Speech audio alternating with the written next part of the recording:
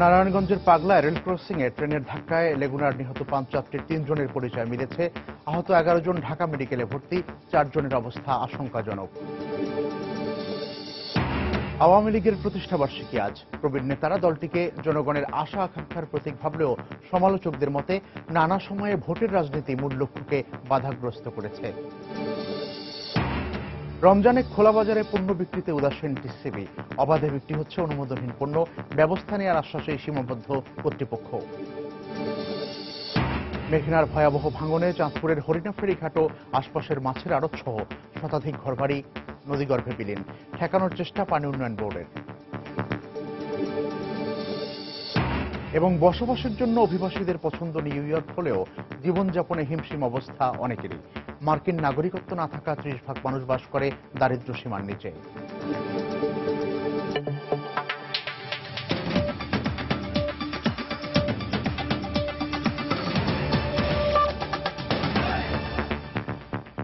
সময় সংবাদের সঙ্গে আছি আমি মিজানুর রহমান কবির। নারায়ণগঞ্জের পাগলায় রেল ক্রসিংয়ে ট্রেনের ধাক্কায় লেগুনার নিহত 5 যাত্রীর 3 জনের পরিচয় পাওয়া গেছে। এই ঘটনায় আহত অন্য 11 জনকে ঢাকা মেডিকেল কলেজ হাসপাতালে ভর্তি করা হয়েছে। এর মধ্যে 4 জনের অবস্থা আশঙ্কাজনক বলে জানিয়েছেন কর্তব্যরত চিকিৎসক। আর এই ঘটনায় তদন্ত কমিটি গঠন করেছে রেলওয়ে কর্তৃপক্ষ। ঢাকার কমলাপুর থেকে নারায়ণগঞ্জের উদ্দেশ্যে ছেড়ে আসা ট্রেনটি সোমবার রাত 10:30টার দিকে পাগলা এলাকার ভাঙারপুল রেল ক্রসিং অতিক্রমের সময় একটি লেগুনাকে ধাক্কা দেয়। এতে লেগুনাটি ছিটকে গিয়ে পাশের দোকানে উঠে পড়লে ঘটনাস্থলেই নিহত হন লেগুনার 2 যাত্রী। আহত হন আরও 14 জন। আশঙ্কাজনক অবস্থায় স্থানীয়রা তাদের উদ্ধার করে ঢাকা মেডিকেল কলেজ হাসপাতালে আনলে সেখানে মারা যায় আরও 3 জন। লেগুনাটা দুমড়ায় মুচড়ায় পড়ে রয়েছে, তো আমরা যারা যেখানে পড়ে রয়েছে তাদেরকে উঠায় আমরা লেগুনাতে উঠাইয়া আমরা তাড়াতাড়ি পোস্তগোলা হাসপাতালে নিয়ে গেছি। অন্ধকার ছিল এবং হালকা বৃষ্টি ছিল, আর লাইনম্যান ছিল না। আপনার রেলওয়ের যে লাইনম্যান আছে এবং গাড়ি পার্কিং এর জন্য যে লাইনম্যান আছে উনি ঘটনাস্থলে ছিল না। ওই কারণে আর কি ঘটনা সবসময় থাকে, বেশি সমস্যা রয়েছে ওই কারণে। পুরান গাড়িগুলাই চলে এখানে, এই গাড়িগুলোর জন্য খুবই ঝুঁকিপূর্ণ এই রাস্তাটা। আর যে লেগুনাটা এখানে অ্যাক্সিডেন্টের দুর্ঘটনায় কবলিত হয়েছে, সেই লেগুনাটা পোস্তকলার থেকে এই পর্যন্তই চলে। এদিকে এ ঘটনায় একটি তদন্ত কমিটি গঠন করা হয়েছে বলে জানিয়েছেন কমলাপুর রেলওয়ে থানার ভারপ্রাপ্ত কর্তা।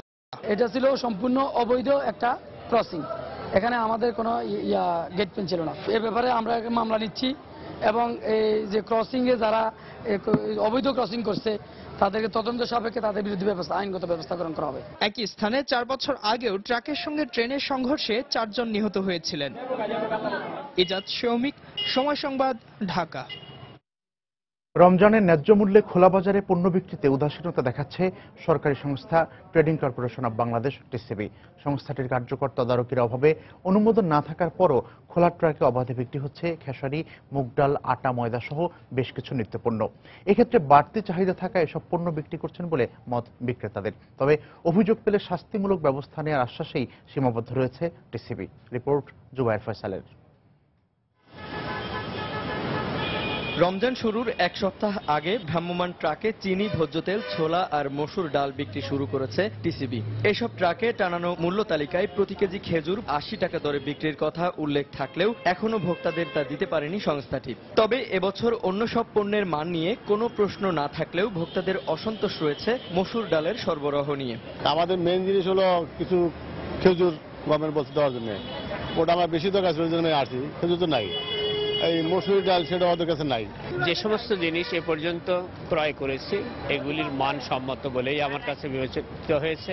এদিকে সরকার অনুমোদিত পণ্যের বাইরে কোনো পণ্য বিক্রির অনুমতি নেই ডিলারদের। তবুও শেওড়াপাড়া, কালশী, আগারগাঁও সহ বেশ কয়েকটি স্পটে অবাধে বিক্রি হচ্ছে খেসারি, মুগ, পাম অয়েল কিংবা আটা, ময়দা। খোলা বাজারে এসব পণ্য কেন বিক্রি করছেন এমন প্রশ্নের কোনো সদুত্তর নেই বিক্রেতাদের। সব দায় তারা চাপাচ্ছেন ভোক্তা চাহিদার উপর। এবার ছোলার মানটা অনেক ভালো, যেহেতু ছোলাটা খুব ভালো খাচ্ছে কাস্টমার। বাজারে বিক্রি আছে 65, আমরা বিক্রি করতেছি 53 টাকা। খেসারি তো আমাদের বাইরেতে আনলে অনেকেই আনা যায়, কিন্তু আমরা 2 বছর 1 বছর আনি, কেউ চাইলে দিই, আনাইলে দিই না। 50 টাকা আমরা বিক্রি করতেছি খেসারি, আর মুখ বেচতেছি আমরা 90 টাকা, যেটা 1 নম্বর দাম আমরা কম দেই দেখে বিক্রি হচ্ছে। তবে টিসিবি বলছে বাড়তি মুনাফা লাভের জন্য ডিলাররা এসব পণ্য বিক্রি করতে পারেন। এক্ষেত্রে লিখিত অভিযোগ পেলে ব্যবস্থা নেওয়া হবে বলেও জানান এই কর্মকর্তা। আমরা তো একটা নির্দিষ্ট কমিশন দিই, হয়তো বা সে তার ট্রাক ভাড়াটা বেশি হতে পারে বা কোনো কারণে সে হয়তো সাইডে কোনো একটা পণ্য দিয়ে তার লাভের আশায় সে এটা করতে পারে। যদি কারণ দর্শানো যথাযোগ্য না হয় তার ডিলারশিপ ক্যান্সেল, তার জামানত বাজেয়াপ্ত হয়ে যাবে। এবছর রমজান জুড়েই সারা দেশে 174টি স্পটে প্রতিদিন সকাল 9টা থেকে বিকেল 5টা পর্যন্ত চলবে টিসিবির ভ্রাম্যমাণ বিক্রয় কার্যক্রম। জুবাইর ফয়সাল, সময় সংবাদ, ঢাকা। এদিকে খুলনায় টিসিবির খোলা বাজারে পণ্য বিক্রি সাধারণ ক্রেতাদের মধ্যে সাড়া ফেলেছে। ন্যায্য মূল্যে টিসিবির পণ্য কিনতে নগরীর বিভিন্ন স্থানে ভিড় করছেন সাধারণ মানুষ, যে কারণে খুলনার খুচরো পাইকারি বাজারে বাড়েনি নিত্য প্রয়োজনীয় পণ্যের দাম। সংশ্লিষ্টরা বলছেন, খোলা বাজারে পণ্য বিক্রির এই উদ্যোগে সবচেয়ে বেশি লাভবান হয়েছেন নিম্ন ও মধ্যবিত্ত আয়ের মানুষ। রিপোর্ট তরিকুল ইসলামের। রমজান উপলক্ষে বাজার দর নিয়ন্ত্রণে খুলনায় পণ্য বিক্রি করছে টিসিবি। প্রতিষ্ঠানটি নগরীর 5টি স্থানে 11টি ট্রাকে করে দেশি চিনি, সয়াবিন তেল, ডাল, ছোলা ও খেজুর বিক্রি করছে। প্রতিটি পণ্যের মূল্য খুচরা ও পাইকারি বাজারের তুলনায় 5 থেকে 15 টাকা পর্যন্ত কম। ক্রেতারা বলছেন, খোলা বাজারে ন্যায্য মূল্যে টিসিবি পণ্য বিক্রি করায় প্রতি বছর রমজানের আগে নিত্য পণ্যের দাম দফায় দফায় বৃদ্ধি পাওয়ার দৃশ্য এবার দেখা যায়নি। বাজারে 120 টাকা করে মুসুর ডাল, এখানে পালামারে 103 টাকা করে। যার জন্য এখানে ডালটা এখান থেকে নিলাম। দোকানে থেকে মূল্য কম এবং ভালো জিনিস, মানটাও খুব সুন্দর, আমরা এখান থেকে জিনিসপত্র কিনে নিই। টিসিবির ন্যায্য মূল্যে পণ্য বিক্রির কারণে এর প্রভাব খুলনার খুচরা ও পাইকারি বাজারে পড়েছে বলে খোদ স্বীকার করেছেন ব্যবসায়ীরা। টিসিবির দাম শুনে কাস্টমার এসে আমাকে সাথে বলতেছে যে টিসিবির দাম এত, আর আপনাকে এখানে রেট বেশি কেন? প্রচুর আমদানি আছে এবং টিসিবি খোলা বাজার মাল দিচ্ছে বিধায় মালের দাম কম আছে এবছর। ছোলা, চিড়ে, চিনি ন্যায্য মূল্যে বিক্রি হচ্ছে, যার জন্য বাজারে খদ্দের পাতি নাই। কিছু জনগণ তো টিসিবির থেকে কিনতেছে অনেকেই লাইন দিয়ে, তাই সেই কাস্টমারগুলি আমাদের একটু মাইনাস আছে। টিসিবি খুলনার এই কর্মকর্তার দাবি, দাম কম ও আগের বছরগুলোর চেয়ে মান ভালো হওয়ায় তাদের পণ্যের প্রতি আগ্রহ বাড়ছে সাধারণ মানুষের। আমাদের পণ্যের গুণগত মান খুবই ভালো এবং বাজারের থেকে অনেক কম মূল্যে জনগণ কিনতে পারছেন, যার কারণে জনগণ লাইনে দাঁড়িয়েও কষ্ট করে টিসিবির পণ্য কিনছেন। টিসিবি সূত্রে জানা যায়, খুলনা মহানগর ছাড়াও টিসিবির আওতাধীন 14 জেলা সদরের 2টি স্থানে ট্রাক যোগে ন্যায্য মূল্যে পণ্য বিক্রি চলছে। তরিকুল ইসলাম, সময় সংবাদ, খুলনা। বাংলাদেশ আওয়ামী লীগের ৬৬তম প্রতিষ্ঠা বার্ষিকী আজ। 1949 সালের এই দিনে আত্মপ্রকাশ করে দেশের সবচেয়ে প্রাচীন এই রাজনৈতিক দলটি। তৎকালীন পূর্ব পাকিস্তানের মানুষের কাছে আশা আকাঙ্ক্ষার প্রতীক হয়ে ওঠা এই রাজনৈতিক দলটির সুযোগ্য নেতৃত্বের কারণেই বাংলাদেশের স্বাধীনতা অর্জিত হতে পেরেছে বলে মনে করেন বিশিষ্টজনরা। তবে সামনে এই দলটির জন্য আরও কঠিন চ্যালেঞ্জ অপেক্ষা করছে বলেও মত তাদের। রিপোর্ট তাহসিনা জেসির। 1949 সালের 23শে জুন এই দিনে পুরনো ঢাকার রোজ গার্ডেন নামক এই বাড়িটিতেই জন্ম নিয়েছিল পূর্ব বাংলার মানুষের মুক্তি আন্দোলনের পথিকৃৎ দেশের সুপ্রাচীন রাজনৈতিক দল পূর্ব পাকিস্তান আওয়ামী লীগ। পরবর্তীতে মুসলিম শব্দটি বাদ দিয়ে এর নাম হয় আওয়ামী লীগ। 52 ভাষা আন্দোলন, 54 নির্বাচনী বিজয়, আইয়ুব বিরোধী আন্দোলন, 1966 সালে বঙ্গবন্ধুর উত্থাপন করা 6 দফা দাবি, 69-এর গণঅভ্যুত্থান ও 70-এর নির্বাচনী বিজয় প্রভৃতি ঘটনার ভেতর দিয়ে 50 ও 60-এর দশকেই আওয়ামী লীগ হয়ে ওঠে পূর্ব বাংলার রাজনীতির প্রধান চালিকা শক্তি। পরে 1971 সালে আওয়ামী লীগের নেতৃত্বে শুরু হয় মুক্তিযুদ্ধ। দলের বর্ষিয়ান নেতাদের মতে, স্বাধীনতা যুদ্ধ পরবর্তী সময়ে নানা চড়াই উতরাই পাড়ি দিয়েই আজকের অবস্থানে এসে দাঁড়িয়েছে স্বাধীনতার সপক্ষের এই দলটি। পাকিস্তান আমল থেকে শুরু করে গণতান্ত্রিক সংগ্রাম, আইয়ুব বিরোধী সংগ্রাম, 6 দফা সংগ্রামের মাধ্যমে আওয়ামী লীগ এই দেশের গণমানুষের কাছে পৌঁছেছিল। তিনি কোনোদিন পাকিস্তান কেন্দ্রিক রাজনীতি করতে যান নাই। এইটার কারণে কিন্তু বাঙালিরা তাকেই তাদের নেতা হিসাবে লাস্ট পর্যন্ত পরীক্ষিত নেতা হিসাবে গ্রহণ করছে। তবে সমালোচকদের মতে, স্বাধীনতা পরবর্তী আওয়ামী লীগে রাজনৈতিক কৌশলের কারণে ভোটের রাজনীতিতে আপোষমূলক মনোভাব লক্ষ্য করা গেছে। 2007-এ অনুষ্ঠেয় যে জাতীয় নির্বাচনটি, সেই নির্বাচনটিকে সামনে রেখে আওয়ামী লীগ খেলাফত মজলিসের মতো একটি প্রশ্নবিদ্ধ সংগঠনের সঙ্গে চুক্তি করেছিল 5 দফা। আওয়ামী লীগের মধ্যে 71 পূর্ব সময় পর্যন্ত গণতন্ত্রের চর্চা হতো, অর্থাৎ ভেতরে কাঠামোগতভাবে, যা কিন্তু এখন আমরা আওয়ামী লীগের মধ্যে কোনো গণতন্ত্রের উপস্থিতি লক্ষ্য করি না আর কি। এই দীর্ঘ পথ চলায় বাংলাদেশকে একটি অসাম্প্রদায়িক চেতনার দেশ হিসেবে গড়ে তোলা ছাড়াও যুদ্ধাপরাধীদের বিচার সম্পন্ন করার মতো আরো অনেক কঠিন চ্যালেঞ্জ অপেক্ষা করছে দলটির জন্য, এমনটাই মনে করেন এই বিশিষ্টজনেরা। তাহসিনা জেসি, সময় সংবাদ, ঢাকা। পেট্রোল মামলায় বিএনপি নেতা ব্যারিস্টার রফিকুল ইসলাম মিয়া, আমানুল্লাহ আমান সহ ৩৩ জনের বিরুদ্ধে গ্রেফতারি পরোয়ানা জারি করেছেন আদালত। গতকাল ঢাকা মহানগর দায়রা জজ কামরুল হোসেন মোল্লা এই গ্রেফতারি পরোয়ানা জারি করেন। বিএনপির অবরোধ চলাকালে গত 25 জানুয়ারি মিরপুরে পেট্রোল বোমা হামলায় বেশ কয়েকজন আহত হন। এই ঘটনায় পুলিশ বাদী হয়ে মিরপুর মডেল থানায় বিএনপির নেতাদের বিরুদ্ধে মামলা দায়ের করে। গত 19 মার্চ এই মামলায় অভিযুক্ত আসামিদের পলাতক দেখিয়ে আদালতে অভিযোগপত্র দেওয়া হয়। এর প্রেক্ষিতে অভিযোগপত্র আমলে নিয়ে আদালত গতকাল গ্রেফতারি পরোয়ানা জারি করেন। সেই সঙ্গে আগামী 3রা আগস্ট গ্রেফতারি পরোয়ানা সংক্রান্ত তামিল প্রতিবেদন দাখিলের নির্দেশ দিয়েছেন আদালত।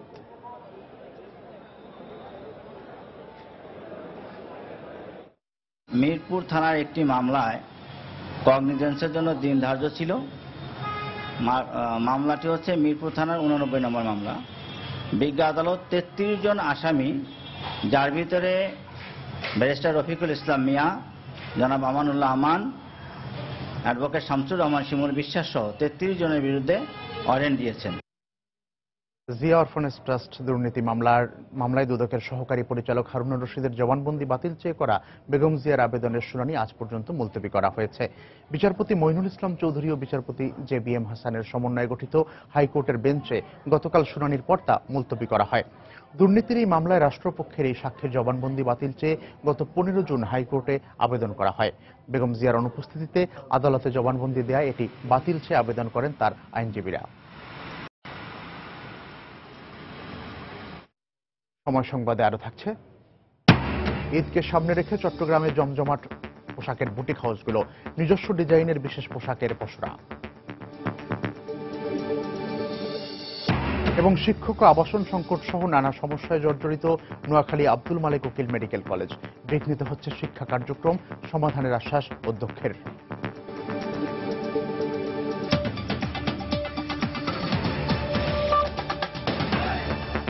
মিয়ানমারে আটক বিজিবি নায়ক আব্দুর রাজ্জাককে ফিরিয়ে আনার ব্যাপারে সব ধরনের চেষ্টা অব্যাহত রয়েছে বলে জানিয়েছেন স্বরাষ্ট্র প্রতিমন্ত্রী আসাদুজ্জামান খান কামাল।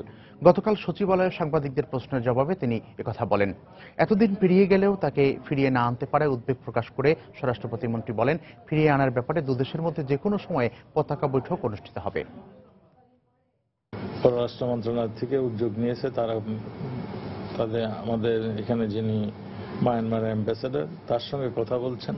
আমরা আমাদের বিজিবি আর ওদের বিজিবির সঙ্গে সবসময় কথা মিটিং চলছে। আশা করছি যে কোনো সময় ফ্ল্যাগ মিটিং হতে পারে এবং হবে। আমাদের 2 নং বিজেপি লেফটেন্যান্ট কর্নেল দিহানের সঙ্গে আলাপ হয়েছে। খুব শীঘ্রই একটা সমস্যাটা সমাধান হবে বলে আমরা ধারণা করছি। আমরা তো চাই যে তাৎক্ষণিকভাবে সমস্যাটা সমাধান হোক। তার পরিবারের কাছে আমরা তাকে ফিরিয়ে দিতে পারিনি এখন, সেই জন্য আমরা উদ্বিগ্ন তো বটেই। রাজধানীর বিভিন্ন সড়কের উপর ডাস্টবিন আর ময়লার কন্টেইনার রাখায় ছড়িয়ে পড়ছে দুর্গন্ধ। এতে পরিবেশ দূষণের পাশাপাশি ব্যাহত হচ্ছে সড়কে স্বাভাবিক চলাচল। জনগণের অসচেতনতা আর স্থান সংকটের কথা বলে সিটি কর্পোরেশন দায় এড়াতে চাইলেও পরিবেশবিদরা বলছেন, নগরীকে পরিচ্ছন্ন রাখার পুরো দায়িত্ব সিটি কর্পোরেশনের হাতে থাকায় এই দায় তারা এড়াতে পারে না। এছাড়া দিনের পরিবর্তে রাতের বেলা বর্জ্য অপসারণের পরামর্শ তাদের। বিস্তারিত জুনায়েদ আল হাবিবের রিপোর্টে।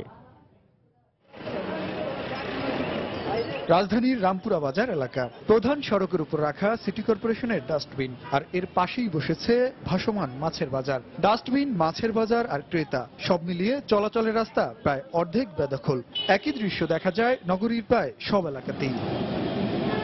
সিটি কর্পোরেশনের তথ্যানুযায়ী রাজধানীতে 2 সিটি কর্পোরেশনের অধীনে ডাস্টবিন রয়েছে 600-র উপরে, আর কন্টেইনার আছে প্রায় 500। এছাড়া ব্যক্তিগত ডাস্টবিনের সংখ্যা 2 শতাধিক। এসবের অধিকাংশই রাখা কোনো না কোনো সড়কের উপর। এরকম যেখানে সেখানে ডাস্টবিন, উন্মুক্ত স্থানে ময়লার স্তূপ আর খোলা ট্রাকে বর্জ্য অপসারণের ফলে যেমন হচ্ছে পরিবেশ দূষণ, তেমনি ভোগান্তি বাড়ছে নগরবাসীর। ওই সিঙ্গেলের আগে দেখা যাচ্ছে অনেক জাম হয়ে যায় এই জায়গার মধ্যে। পরিবেশ দূষণ হচ্ছে, সামনে মেডিকেল, এখানে দোকানপাট, যানজট। এটা এক ধরনের আমাদের জন্য একটা অসহ্য যন্ত্রণীয় একটা সমস্যা সৃষ্টি হয়েছে। দুর্গন্ধ ছড়ায়, পরিবেশ নষ্ট হচ্ছে আমাদের। নগরবাসীর এই ভোগান্তির দায় নিতে রাজি নয় সিটি কর্পোরেশন। সাধারণ মানুষের অসচেতনতা, জনবল সংকট আর সিটি কর্পোরেশনের স্থান সংকটের কথা বলে দায় এড়াতে চাইলেন দক্ষিণ সিটির প্রধান নির্বাহী কর্মকর্তা। সিটি কর্পোরেশন দায়িত্বটা কি আগে দেখে নিতে হবে। সিটি কর্পোরেশন দায়িত্ব 24 ঘন্টা একবার সিটি পরিষ্কার করবে। এগুলো কোথায় রাখবো আপনার জায়গা দেখে কোথায় রাখা হবে, এখানে সকলকে সচেতন হতে হবে। নগরীকে পরিচ্ছন্ন রাখার পুরো দায়িত্ব ও ক্ষমতা সিটি কর্পোরেশনের হাতে থাকার পরও স্থান সংকট আর জনবলের অভাবের কথা বলে দায় এড়াতে পারে না বলে মন্তব্য পরিবেশবিদদের। পাশাপাশি পরামর্শ দিলেন দিনে নয় বর্জ্য অপসারণ করতে হবে রাতে। ব্যবস্থাপনারই অভাব, এই অজুহাত দিয়ে যে লোকবল নাই, আমার যানবাহন নাই, আমার মনে হচ্ছে যেগুলো আছে সেগুলার যথাযথ ব্যবহার করা দরকার। একটি আদর্শ নগরীর 25 ভাগ রাস্তা প্রয়োজন হলো আমাদের এই শহরে আছে মাত্র 8 ভাগ।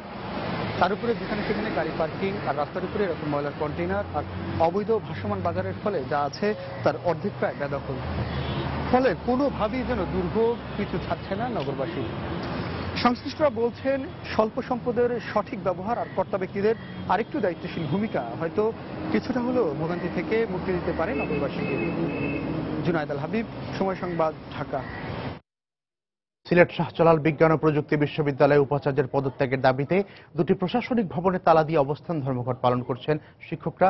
দর্শক, এই মুহূর্তে সেখানে আছেন আমাদের রিপোর্টার আব্দুল আহাদ। আমরা এখন সরাসরি চলে যাচ্ছি সেখানে। আহাদ, বলছিলেন যে সিলেটের শাহজালাল বিজ্ঞান ও প্রযুক্তি বিশ্ববিদ্যালয়ে যে উপাচার্য রয়েছেন তার পদত্যাগের দাবিতে গতকাল থেকে সরকারপন্থী শিক্ষকদের একটি অংশ আন্দোলন চালিয়ে যাচ্ছে এবং গতকাল তারা সকাল থেকে বিকেল 4টা পর্যন্ত বিশ্ববিদ্যালয়ের উপাচার্যকে তালাবদ্ধ করে রেখেছিল এবং আজ সকাল থেকে তারা একই জায়গায় এসে অবস্থান নিয়েছে। আপনাকে আমি দেখানোর চেষ্টা করব। আপনারা দেখতে পাচ্ছেন যে এই শিক্ষকরা বসে আছেন উপাচার্য ভবনের সামনে। তারা এদিকে সকাল থেকে কাউকে তারা ঢুকতে দিচ্ছেন না এবং এই ভবন ছাড়াও আরেকটি প্রশাসনিক ভবন রয়েছে এর পাশে, সেই ভবনটিও তারা সকাল থেকে তালা মেরে রেখেছেন, যে কারণে এই দুটি ভবনের যে কর্মকর্তা কর্মচারী যারা রয়েছেন তারাও এখনো পর্যন্ত এই ভবনগুলোতে ঢুকতে পারেননি। আপনাদের যদি আমি একটু দেখানোর চেষ্টা করি যে যেহেতু তারা তালা মেরে রেখেছেন সে কারণে যে এই দুটি ভবনের যে কর্মকর্তা কর্মচারী রয়েছেন তারাও কিছু দূরে প্রায় শতাধিক কর্মকর্তা কর্মচারী এই জায়গায় দাঁড়িয়ে আছেন, তারা ওই জায়গায় ঢুকতে পারতেছেন না। তো আমরা কথা বলেছিলাম যে আন্দোলনকারী শিক্ষকদের সাথে, তারা বলেছেন যতক্ষণ পর্যন্ত এই বিশ্ববিদ্যালয়ের উপাচার্য রয়েছেন তিনি পদত্যাগ করে চলে না যাবেন ততক্ষণ পর্যন্ত তাদের আন্দোলন চলবে এবং তারা বলেছে তাদের কয়েকটি অভিযোগ রয়েছে। তারা বলেছে এই বিশ্ববিদ্যালয়ের উপাচার্য দুর্নীতিবাজ এবং স্বজনপ্রীতির মাধ্যমে অনেক লোককে তিনি চাকরি দিয়েছেন এবং তার বিরুদ্ধে স্বেচ্ছাচারিতা এবং অসৌজন্যমূলক আচরণের অভিযোগ তুলেছেন শিক্ষকরা এবং তারা বলেছেন যে এই উপাচার্যের এই বিশ্ববিদ্যালয়ে দায়িত্ব পালন করার কোনো আর অধিকার নাই। তারা বলছেন তিনি যতক্ষণ পর্যন্ত তিনি চলে না যাবেন ততক্ষণ পর্যন্ত তাদের আন্দোলন তারা চালিয়ে যাবেন এবং আমরা গতকালই এই বিশ্ববিদ্যালয়ের উপাচার্য যিনি রয়েছেন তার সাথে কথা বলেছিলাম। তিনি বলেছেন যে সরকার তাকে যতদিন এই বিশ্ববিদ্যালয়ে দায়িত্ব পালন করার কথা বলবে তিনি ততদিন এই বিশ্ববিদ্যালয়ে থাকবেন। তিনি কোনো শিক্ষকের কথায় তিনি এই বিশ্ববিদ্যালয় ছেড়ে চলে যাবেন না এবং তিনি বলেছেন যে পদত্যাগের বিষয়টি তিনি সম্পূর্ণরূপে অস্বীকার করেছেন যে তিনি বিশ্ববিদ্যালয় থেকে পদত্যাগ করবেন না। তো খবির, এখনো পর্যন্ত এই ছিল আমার কাছে সর্বশেষ খবর। খবির, আব্দুল আহাদ আমাদেরকে জানাচ্ছিলেন সিলেট থেকে শাহজালাল বিজ্ঞান ও প্রযুক্তি বিশ্ববিদ্যালয়ের শিক্ষকদের যে আন্দোলনের খবর সে বিষয়ে। চট্টগ্রামের বোয়ালখালীতে দুর্ঘটনা কবলিত ট্রেন থেকে পড়ে যাওয়া 55,000 লিটার ফার্নেস অয়েলের বেশিরভাগই কর্ণফুলী নদী হয়ে সাগরে মিশে গেছে বলে ধারণা করা হচ্ছে। প্রতি লিটার তেল 60 টাকা করে কিনে নেয়ার ঘোষণার 24 ঘন্টার মধ্যে মাত্র 100 লিটার তেল কিনতে পেরেছে বিপিসি। অপরদিকে সেতুর কাজ শেষ না হয় খালে পড়ে যাওয়া ইঞ্জিন ও ওয়াগন উদ্ধারের কাজ শুরুই করতে পারেনি রেলওয়ে কর্তৃপক্ষ। পার্থপ্রতিম বিশ্বাসের রিপোর্ট। ঘটনার 3 দিন পর রোববার সকালে ঘটনাস্থল পরিদর্শনে এসে স্থানীয়দের কাছ থেকে প্রতি লিটার ফার্নেস অয়েল 30 টাকা করে কিনে নেওয়ার ঘোষণা দেন চট্টগ্রামের জেলা প্রশাসক। সন্ধ্যায় সংবাদ সম্মেলন করে তা বাড়িয়ে 60 টাকা করা হয়। এমনকি তেল কেনার জন্য সোমবার সকালে সেখানে বিপিসির পক্ষ থেকে অস্থায়ী কার্যালয় খুলে যমুনা অয়েল, কিন্তু সারাদিনে কেনা হয়েছে মাত্র 100 লিটার, অথচ অন্তত 55,000 লিটার তেল দুর্ঘটনার পর পানিতে পড়েছে। প্রথম দিনে বিভিন্ন কারণে হয়তো অনেকে জানতো না ব্যাপারটা যে এটা কি তেল না কি জিনিস, সেটার কারণে ওরা সংগ্রহ করতে পারেনি, ইয়াতে আছে। পরবর্তীতে 2-4টা আপনার জোয়ার ভাটা গেল, জোয়ার ভাটার কারণে এটা যেহেতু কারেন্ট বেশি সেই কারণে আপনার এটা তেলটা হয়তো বিভিন্ন দিকে ছড়িয়ে গিয়েছে আর কি। তো আমরা ওয়েট করছি, আমরা যদি আরো কিছু পাই তাহলে আমরা সেটা সংগ্রহ করে নেব। ধারণা করা হচ্ছে অধিকাংশ ফার্নেস অয়েল কর্ণফুলী নদী হয়ে সাগরে গিয়ে পড়েছে। পরিবেশ অধিদপ্তরের এই কর্মকর্তাও তেমনই ইঙ্গিত দিলেন। আর গ্রামবাসী এজন্য দুষছেন সরকারি প্রশাসনের সমন্বয়হীনতাকে। জোয়ারভাটার সাথে এটা কখনো এক জায়গায় তেলটা ছিল না, কিছু তেল অবশ্যই ছড়িয়ে পড়েছে, হয়তো কর্ণফুলীতে চলে যেতে পারে। প্রথম দিন যদি এখানে যদি তেলের ঘোষণা থাকতো যদি দিত তাহলে তেলটা এত নষ্ট হইতো না। সরকারি মাল ধরলে কোনো সমস্যা হতে পারে, এই জন্য ধরি নাই। তো 2 দিন পরে ডিগলা দিচ্ছে, তখন ধরার কোনো বুঝে গেছিল না। তেলটা পানির সাথে ছড়িয়ে গেছে, সব জায়গায় লেগে গেছে।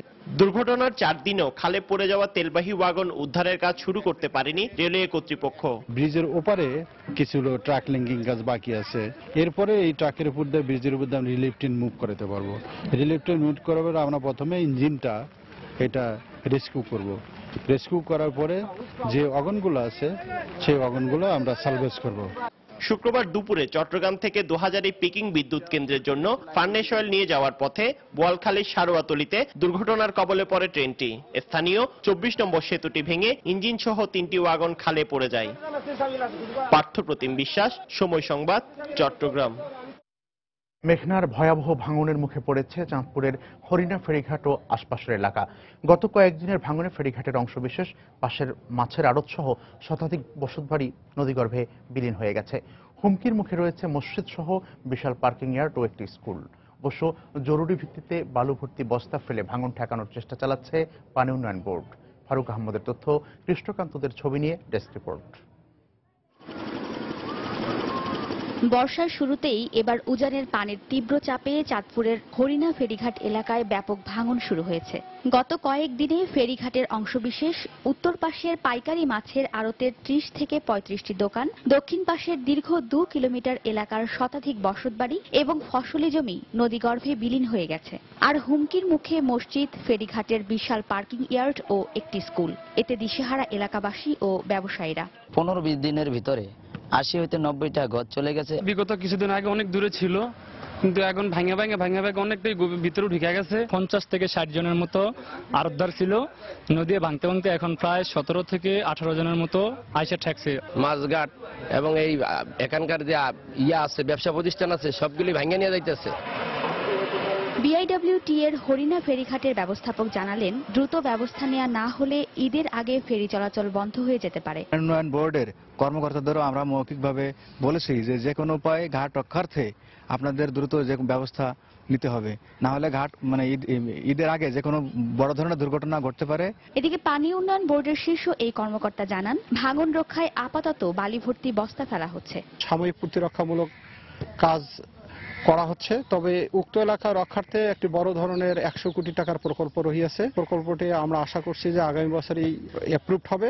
চট্টগ্রাম ও মংলা সমুদ্র বন্দরের মধ্যে সড়ক পথে দ্রুততম সময়ে পণ্য পরিবহনের জন্য 2000 সালে চাঁদপুর শরীয়তপুর ফেরি সার্ভিস চালু হয়। এজন্য চাঁদপুরের হরিণা এবং শরীয়তপুরের নরসিংহপুর এলাকায় ফেরিঘাট স্থাপন করা হয়। সময় সংবাদ, চাঁদপুর।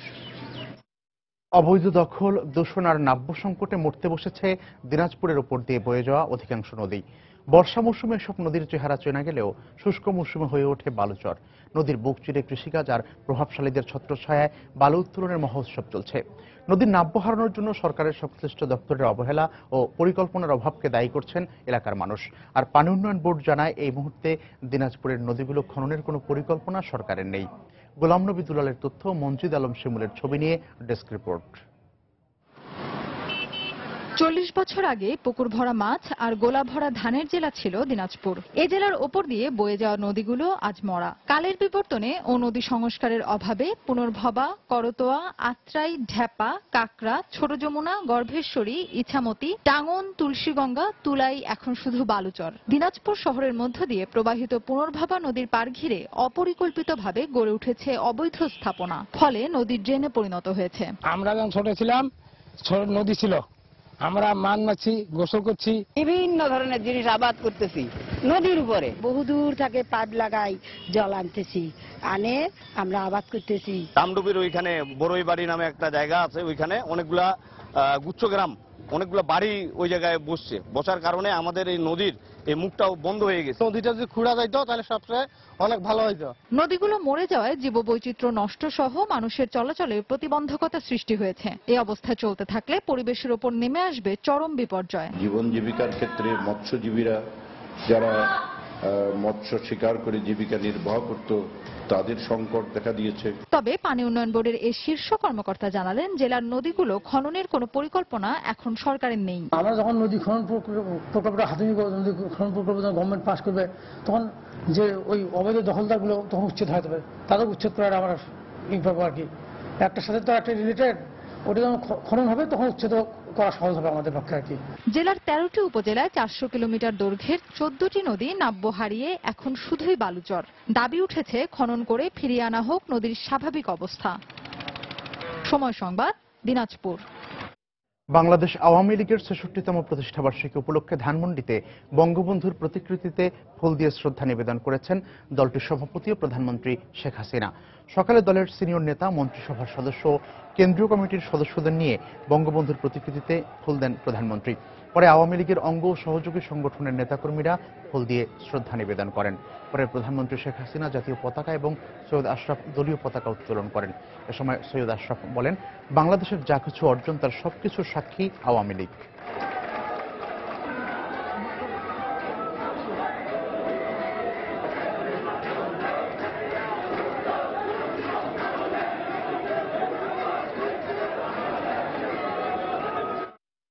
দেশকে গড়ে তোলার জন্য প্রতিটি ধাপে ধাপে আওয়ামী লীগ তার ইতিহাসের সাক্ষী দিয়েছে।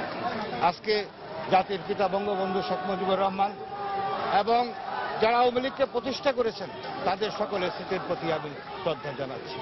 বা আগামী দিনে আরো অনেক সুযোগ রয়েছে আওয়ামী লীগের এই দেশটাকে বঙ্গবন্ধুর সোনার বাংলা পরিণত করার জন্য।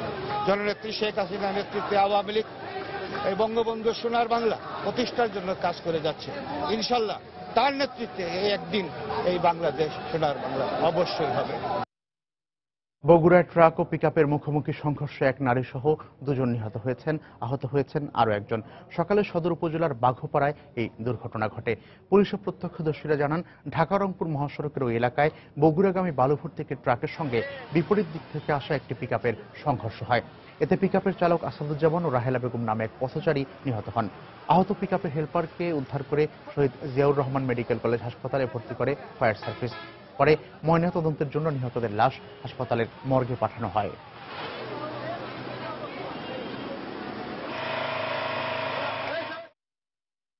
ড্রাইভার খঞ্জনপুর বাড়ি, উনি স্পটই মারা গেছে।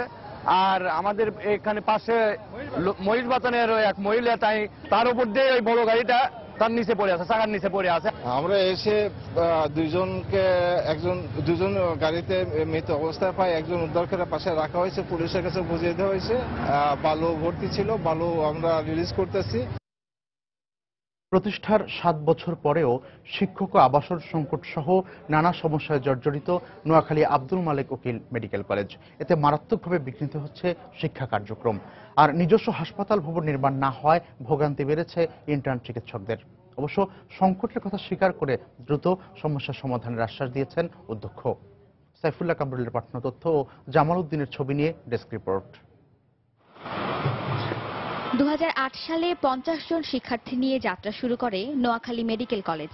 পরে কলেজের নাম পরিবর্তন করে রাখা হয় আব্দুল মালেক উকিল মেডিকেল কলেজ। কিন্তু এখনো শিক্ষক শূন্য ফরেনসিক, মেডিসিন, প্যাথোলজি ও অ্যানাটমি সহ অধিকাংশ বিভাগ। আর আবাসন সুবিধা না থাকায় একাডেমিক ভবনেই থাকছেন শিক্ষার্থীরা। এছাড়া শিক্ষার্থীদের জন্য পর্যাপ্ত শ্রেণীকক্ষ, কমন রুম, অডিটোরিয়াম, লাইব্রেরি, আধুনিক ল্যাব ও পয়ঃনিষ্কাশন ব্যবস্থা না থাকায় বিঘ্নিত হচ্ছে শিক্ষার পরিবেশ। শিক্ষার্থীদের অভিযোগ, শিক্ষক সংকটে নিয়মিত ক্লাস না হওয়ায় ক্ষতিগ্রস্ত হচ্ছেন তারা। শিক্ষক সংকট হওয়ার কারণে সবগুলো সাবজেক্টের ক্লাস নিয়মিত হয় না, বিশেষ করে ফরেনসিক মেডিসিনের ক্লাস থার্ড ইয়ারে ওঠার পর একটাও হয় নাই। 200 স্টুডেন্টকে এমন ভাবে রাখা হয়েছে প্রতিটা রুমে 30 জন করে, তো এইভাবে আসলে থাকা সম্ভব না, অনেক মানবেতর একটা জীবনযাপন করতে হতেছে আমাদেরকে। আমরা এখানে প্রচন্ড লাইব্রেরি সংকটে ভুগছি, কেননা আমাদের এখানে যে লাইব্রেরিটা বলা হচ্ছে যে আমাদের একটা লাইব্রেরি আছে, কিন্তু সেখানে আমাদের কোনো সুযোগ সুবিধা নাই। এদিকে প্রতিষ্ঠার 7 বছরেও হাসপাতাল নির্মিত না হওয়ায় 10 কিলোমিটার দূরে জেনারেল হাসপাতালে যেতে হচ্ছে ইন্টার্ন চিকিৎসকদের। আর নিজস্ব পরিবহন ব্যবস্থা না থাকায় চরম ভোগান্তিতে পড়তে হচ্ছে তাদের। মনে হয় যে এটা কোনো শরণার্থী ক্যাম্প, যেখানে কোনো একজন সুস্থ যে একজন মেডিকেলের কারা ভর্তি হয়, এদেশের সবচেয়ে মেধাবী স্টুডেন্টরা মেডিকেল কলেজে ভর্তি হয়, কিন্তু এই ধরনের পরিবেশ, তাহলে ওরা কিভাবে পড়াশোনা করবে? লাইব্রেরি আছে কিন্তু লাইব্রেরির যথেষ্ট ব্যবহার হচ্ছে না, ওখানে স্টুডেন্টের পড়াশোনার সুস্থ পরিবেশ নেই, এবং ওই তথাকথিত কিছু বই দিয়ে পোস্ট গ্রাজুয়েশন যে বইগুলো কিনা হয়েছে প্যাকেটবন্দি অবস্থায় ওখানে ফেলে রাখা হয়েছে। তবে আগামী অর্থ বছরেই নিজস্ব হাসপাতাল নির্মাণের পাশাপাশি শিক্ষক সংকট সহ সব সমস্যা সমাধানের আশ্বাস দিলেন কলেজের অধ্যক্ষ। ছাত্রছাত্রীরা সংকটের মধ্যে আছে, তবে আমাদের পৃথক 2টা হোস্টেল, একটা ছাত্রাবাস এবং একটা ছাত্রীনিবাস নির্মাণাধীন আছে 4th তলা পর্যন্ত। নিচতলার কাজ শেষ হয়ে গেছে, 30 জুনের মধ্যে এরা নিচতলা আমাদেরকে হস্তান্তর করবে। 40 জন শিক্ষক থাকার কথা থাকলেও মাত্র 12 জন নিয়ে চলছে নোয়াখালী আব্দুল মালিক উকিল মেডিকেল কলেজ। এছাড়া 32 জন কর্মচারী পদের বিপরীতে আছেন 2 জন। সময় সংবাদ, নোয়াখালী। ঈদকে সামনে রেখে চট্টগ্রামে জমজমাট বুটিক হাউসগুলো। ব্যতিক্রমী আর রুচিসম্মত কালেকশনের কারণে প্রতিটি বুটিক হাউসেই বেচাকেনা বেশ জমে উঠেছে। প্রতিষ্ঠিত ব্র্যান্ডের পাশাপাশি ক্রেতা আকর্ষণে নিজস্ব ডিজাইনের বিশেষ পোশাক নিয়ে ঈদের পসরা সাজিয়েছে এসব বুটিক হাউস। বিস্তারিত জানাচ্ছেন ফেরদৌস লিপি। ঈদে নতুন পোশাক কয়েক গুণ বাড়িয়ে দেয় আনন্দকে। পোশাকে যদি নতুনত্ব না থাকে কিংবা ফ্যাশনেবল না হয়, তাহলে যেন অপূর্ণতে দেয় ঈদ উদযাপন। আর ফ্যাশনের ক্ষেত্রে এক ধাপ এগিয়ে থাকেন নারীরা। ফলে ঈদে নিজের পোশাকটিকে ভিন্ন স্বাদ দিতে তরুণীরা ছুটছেন বুটিক হাউসগুলোতে। ডিজাইনগুলো একটু এক্সক্লুসিভ থাকে, আর হচ্ছে ওদের নিজস্ব ডিজাইনার আছে। ঈদে তো সবাই চায় নতুন কোনো ফ্যাশন পরক, নিউ ডিজাইন, তো এই হিসাবে এখানে আসা হলো আর কি। বছরে একবারই একটা ঈদ আসে যা ঝাঁকানাকা টাইপের হয়, তো সবাই ঘুরতে পছন্দ করে, এই ধরনের জামাগুলো পরে ঘুরতে মজা লাগে। বুটিকগুলো সাধারণত একটু স্ট্যান্ডার্ড এক্সক্লুসিভ, মানে পরলে মোটামুটি ভালো দেখায়। আর ক্রেতাদের চাহিদা এবং পছন্দের কথা বিবেচনা করে নিত্য নতুন ধারার পোশাক তৈরিকে গুরুত্ব দিচ্ছে বুটিক হাউসগুলো। দামও থাকছে পোশাকের মান অনুযায়ী। ঈদ উপলক্ষে অনেক ডিজাইন আসছে, অনেকের মধ্যে আপনার কোটিগুলো চলতেছে নেটের মধ্যে, আর স্টেট কামিজগুলো চলতেছে। কুটিরগুলোর মধ্যে 12,000, 15,000, 20,000, 5,000 টাকারও আছে, 4,000 টাকারও আছে, আমাদের সব প্রাইজের আছে। নতুন ডিজাইন দিয়ে নতুন ডিজাইন করতেছি, এগুলা আসছে আরো আসবে। এদিকে অন্যান্য বছরের তুলনায় এবার মেয়েদের পোশাকের ডিজাইন এবং কাটিং এও এসেছে পরিবর্তন। বর্তমানে কোটি টাইপের লং কামিজের কাটতি বেশি বলে জানান বিক্রেতারা।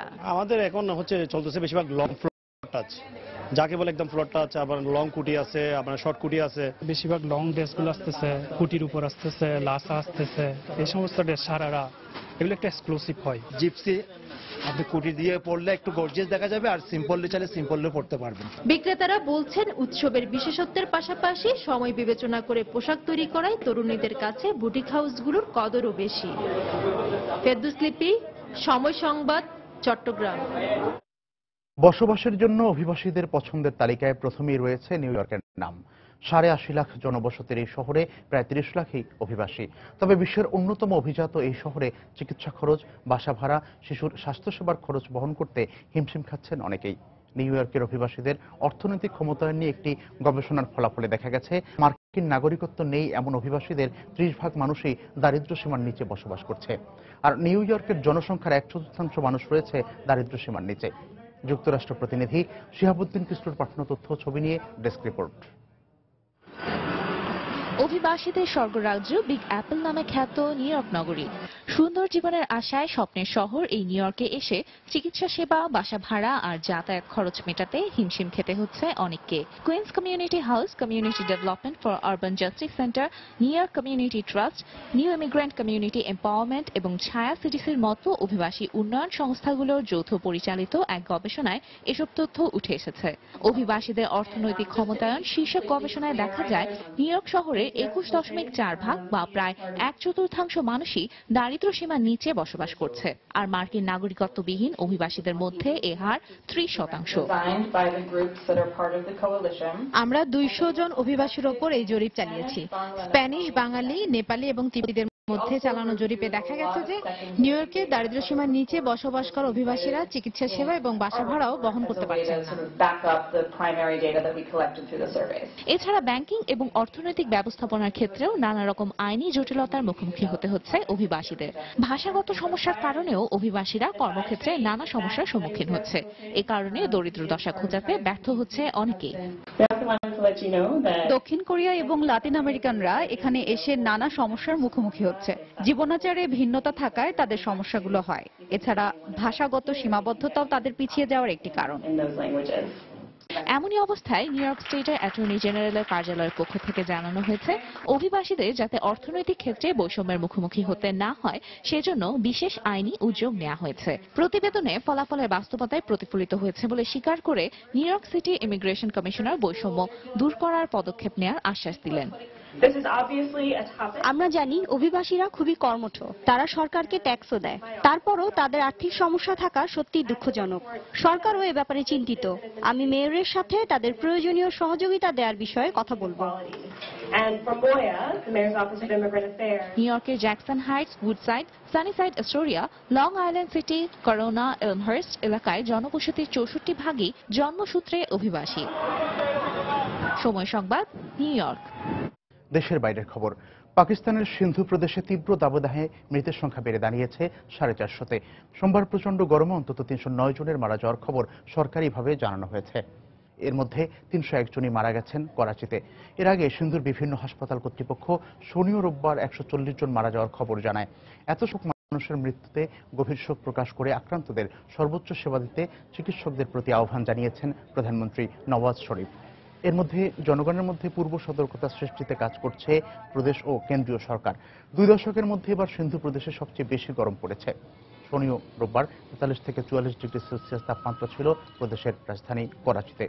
এদিকে প্রচণ্ড গরমে ঘন ঘন বিদ্যুৎ যাওয়ায় ভোগান্তি বেড়ে গেছে সাধারণ মানুষের।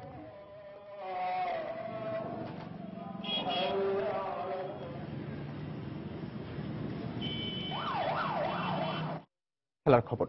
ভারতের বিপক্ষে বাংলাদেশের ওয়ানডে সিরিজ জয়ের পর তৃতীয় শেষ ওয়ানডের টিকিট পাওয়া টাইগার ভক্তদের কাছে এখন অনেকটাই সোনার হরিণ ধরার মতো। তাই কাঙ্ক্ষিত টিকিট পেতে গতরাত থেকে ইউনাইটেড কমার্শিয়াল ব্যাংকের মিরপুর শাখায় ভিড় জমিয়েছেন টিকিট প্রত্যাশীরা। দর্শক, এই মুহূর্তে সেখানে আছেন আমাদের সহকর্মী মাহমুদ রাকিব। সবশেষ খবর জানতে আমরা এখন সরাসরি তার কাছে চলে যাচ্ছি। রাকিব। কবির, আপনি জানেন যে আসলে রমজান মাস হওয়া সত্ত্বেও কিন্তু বাংলাদেশ এবং ভারতের তৃতীয় ওয়ানডে ম্যাচের একটি মাত্র করে টিকিট কেনার জন্য কিন্তু মিরপুর ইউনাইটেড কমার্শিয়াল ব্যাংকের সামনে কিন্তু দীর্ঘ লাইনের তৈরি হয়েছে আজও। এবং আপনি যদি নিশ্চয়ই দেখতে পাচ্ছেন যে আমার পিছনে কিন্তু অনেক দর্শক লাইনে দাঁড়িয়ে আছেন একটি মাত্র টিকিটের জন্য। আপনি দেখতে পাচ্ছেন যে এখান থেকে কিন্তু আজকের বাংলাদেশ এবং ভারতের তৃতীয় ওয়ানডে ম্যাচের টিকিট দেওয়া হচ্ছে। তবে সবচেয়ে যেটি আসলে অবাক হতে বিষয়, এখানকার দর্শকরা অভিযোগ করছেন যে মিরপুর স্টেডিয়ামের 25,000 দর্শক ক্ষমতা থাকার পরেও কিন্তু আসন ক্ষমতা থাকার পরেও কিন্তু এখান থেকে মাত্র 2 থেকে 2,500 টিকিট দেওয়া হচ্ছে, যেটা কিন্তু আশ্চর্যের একটি বিষয়। এখানে কিন্তু কমপক্ষে 5 থেকে 7,000 পুরুষ এবং মহিলা লাইনে দাঁড়িয়ে আছেন শুধুমাত্র একটি টিকিটের জন্য। কিন্তু সেখানে কিন্তু যেসব মানুষ, যেসব দর্শকরা গতকাল রাত থেকে দাঁড়িয়ে আছেন তারাও কিন্তু আসলে শেষ পর্যন্ত টিকিট না পেয়েই ফিরে যেতে হবে। কারণ আপনি জানেন যে এখান থেকে খুব অল্প সংখ্যক টিকিট দেওয়া হয়, সে কারণে কিন্তু অনেককেই টিকিট না পেয়ে আসলে ফিরে যেতে হবে। আপনি জানেন যে বাংলাদেশ এবং ভারতের প্রথম দুটি ম্যাচে বাংলাদেশের জয় পাওয়ার কারণে কিন্তু তৃতীয় ম্যাচটি ঘিরে কিন্তু দর্শকদের আগ্রহ বা উৎসাহ অনেকটা বেশি আরো বেড়ে গিয়েছে। যদিও অনেকে মনে করেছিলেন যে যেহেতু বাংলাদেশ দুটি ম্যাচে ইতিমধ্যে জিতেছে সেহেতু হয়তো আগ্রহের কিছুটা কমতে পারে, কিন্তু তার কিন্তু একদমই উল্টো চিত্র এখানে আমরা দেখতে পাচ্ছি। এখানে কিন্তু প্রচুর সংখ্যক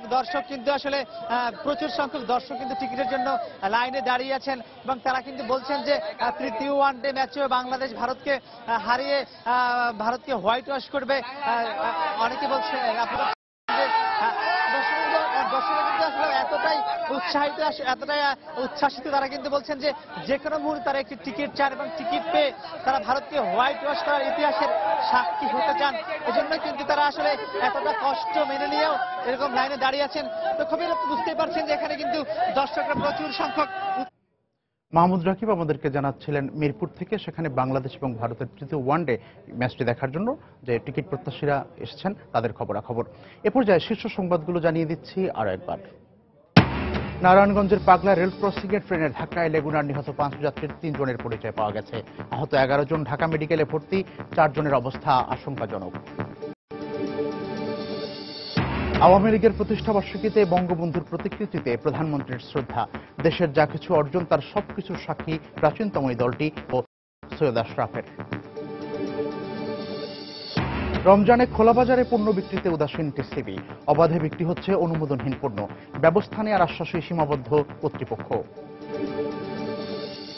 মেঘনার ভয়াবহ ভাঙনে চাঁদপুরের হরিণা ফেরিঘাট ও আশপাশের মাছের আড়ত সহ শতাধিক ঘরবাড়ি নদীগর্ভে বিলীন। ঠেকানোর চেষ্টা পানি উন্নয়ন বোর্ডের। এবং বসবাসের জন্য অভিবাসীদের পছন্দ নিউ ইয়র্ক হলেও জীবনযাপনে হিমশিম অবস্থা অনেকেরই। মার্কিন নাগরিকত্ব না থাকা 30% মানুষ বাস করে দারিদ্র্য সীমার নিচে। এই ছিল এখনকার মতো। যে কোনো খবর পেতে ভিজিট করুন সময়নিউজ.tv। যে কোনো বাংলা লিংক, রবি ও সিটিসেল নম্বর থেকে সময় সংবাদের খবর, অনুষ্ঠান সম্পর্কে জানতে এবং যে কোনো তথ্য সময় সংবাদকে জানাতে ডায়াল করুন 16242 নম্বরে। এছাড়া এইমাত্র পাওয়া খবর আপনার মোবাইলে পেতে চাইলে SMS করুন স্ট্যাটাস লিখে পাঠিয়ে দিন 16242 নম্বরে। সঙ্গে থাকুন সময়ের।